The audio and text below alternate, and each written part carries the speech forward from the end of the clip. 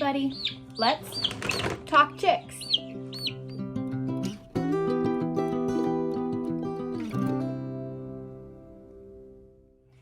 So we just recently hatched about 12 of our own chicks that we got from a friend. Those eggs were Americana and Brahma mixes. We also then, a few weeks after that, picked up some more chicks at our local Atwoods because yes, we are addicted to chickens. And one of the breeds that we got that will be briefly talked about in another video about us discussing the expansion of our chicken and pig flocks is the Mystic Onyx. They're a fully black bird.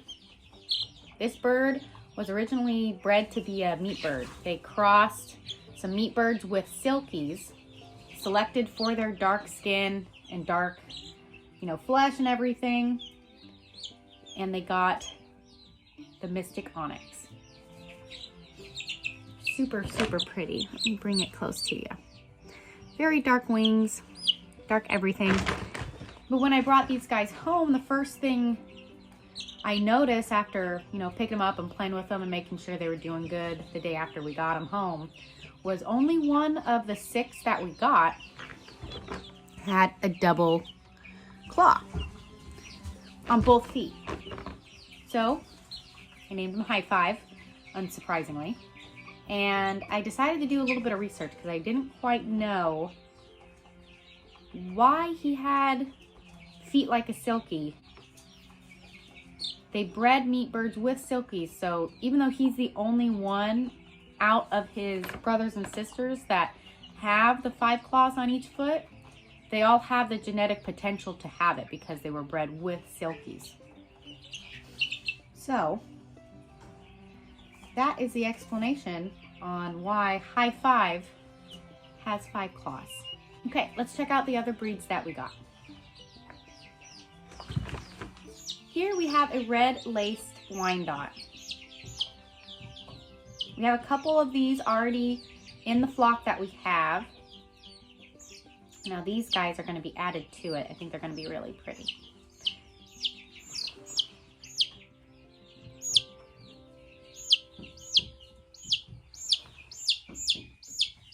Let's picture their wings. Red laced Wyandottes, similar to the black onyx, are going to lay a light brown egg. I say black onyx, Mystic Onyx. These two are going to have light brown eggs. The Mystic Onyx is bred with silkies and has silky bloodlines. They could end up having a much smaller egg than we would hope for. But here on the farm, we're happy to have a mix of an egg basket. It's always fun to mix things up. But red laced Wyandottes have beautiful coloring as chicks. They tend to have little, almost mascara looking lines too.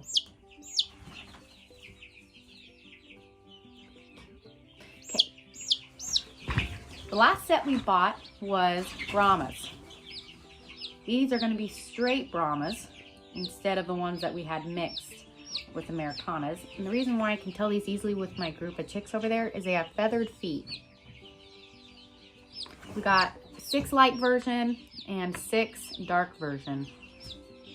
Dark Brahmas and brown Brahmas, I believe, were the term that they told us at the at Atwoods.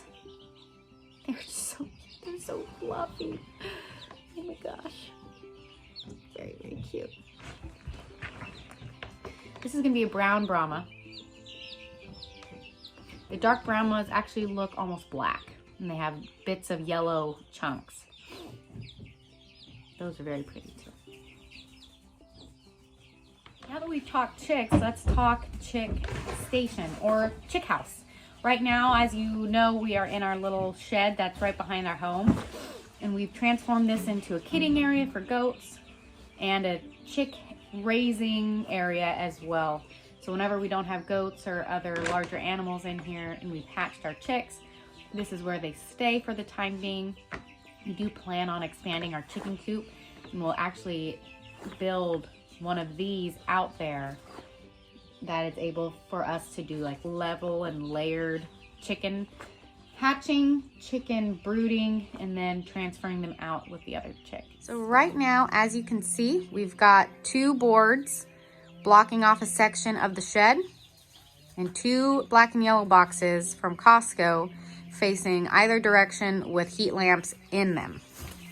This is gonna help trap the heat and keep our guys nice and warm and giving them a lot of option to leave the warmth if the day gets too hot. Those are our small guys that we just got from Atwood's a couple weeks ago. Here's our big guys that we hatched ourselves. Here's one of the ones we hatched ourselves. Mix of Brahma and Americana. They're very, very strong. Anyone wanting to hatch your own eggs and chicks and you haven't really decided if you want to go for it or not, I say go for it. I've noticed, and my husband has noticed, that the chicks that we hatch ourselves and then immediately get into our brooder are so much stronger than the ones that we've gotten at the stores or at Atwood's or Tractor Supply. And we end up losing less of them, you know? So it's definitely a great investment to, if you have your own eggs that are fertile, to hatch them yourself. It's not much more work. There's a ton of videos out there on YouTube and other places that teach you how to do it. We'll be doing a more in-depth hatching video coming up in the spring season when we have more of our eggs and they're fertilized and whatnot. So we're really excited to be able to do this on our own. It's really rewarding. The other fun part is the mystery of the chicks. A lot of times when you have a mixed flock, you have no idea what is gonna hatch. It's awesome. Another thing that's fun when you're hatching your own chicks is the chick talk, you know, telling everyone, taking pictures, sharing it, and talking about what mix of breeds you got. And honestly, trying to guess who the parents are, because half the time you really don't know. You've got a few roosters. If you only have one rooster, then you definitely know who the father is. But when it comes to the mother, you can guess on the look of the egg, but it's really a mystery. It's awesome. Awesome. Oh, man. Talk about chicks all day. They're so much fun. So rewarding, too. We have 0 food waste at the farm. Between our chickens and our pigs, we waste nothing. So even if you have a small backyard or you don't have much space, grabbing a couple chicks, maybe 2 or 3 for your family with a small coop and allowing them to eat your food scraps. Look up what's going to be good for chickens and what's not. There is a list that you can find readily available on several sites. And then the other cool reward is they're so much fun to be around. You let them go to free range a little bit in your backyard. They are pest control, and you can make sure that you don't have nearly as much food waste, or you can cut down almost all of your food waste by feeding it to your chickens. Believe it or not, chickens will eat anything, even other chickens. It's crazy. And they're beautiful too, as you can see. Let me see if I can get her wings out and I can show you her plumage. Come here, girlfriend. Ooh. Ooh. I know, you don't like it. I know it. I know it. Very pretty. Huh? You're beautiful. You're all gonna turn out really pretty. A hard thing right now for me and my husband is trying to figure out what's a female and what's a male early on. There's been a couple things that we've researched as to try and figure out, you know, which is which in the early stages. One recommendation is pulling out the wing when they're babies, like maybe a week old or less. This guy's too old to do it. And then there's a certain way you look at the wing to where like rounded shows females, pointed shows males, I believe, or vice versa. And then there's another way to check on their bums, but we aren't experts at that yet. So we'll keep y'all updated if we ever get really good at the sexing of chicks early on. So, but for now, we're happy with the mystery. On our farm, we keep a few roosters. Right now, I want to say we have 4. People wonder, you know, what can you do with a rooster? And here on the farm, we eat our additional roosters that we don't want to keep in the flock. We eat them young, so the meat is nice and tender. Hi, guys. The dogs came in to say hi. Hi. And the neighbor dog, too. Hi, Lassie. Hi. You want to say hi to everybody? Hi. Oh, kisses. Hi.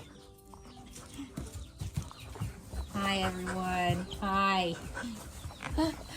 Oh, man. So like I was saying, roosters, highly recommend to eat them. Love them.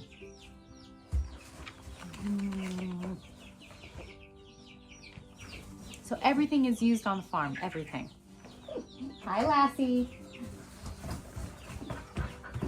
So I hope you all enjoyed the first round of Chick Talks. I'm hoping to do this more often, talk about what I've learned, what we found, how our chicks are doing. A big part is, for us, is learning. We're first-time farmers, and it's really exciting to go through this process and learn new things and and just do what we've been wanting to do for years. We've been wanting to raise our own food. We've been wanting to, hi Lassie. We've been wanting to be more self-sufficient for a long time, and we're finally at the point where that could quite possibly be our reality really soon.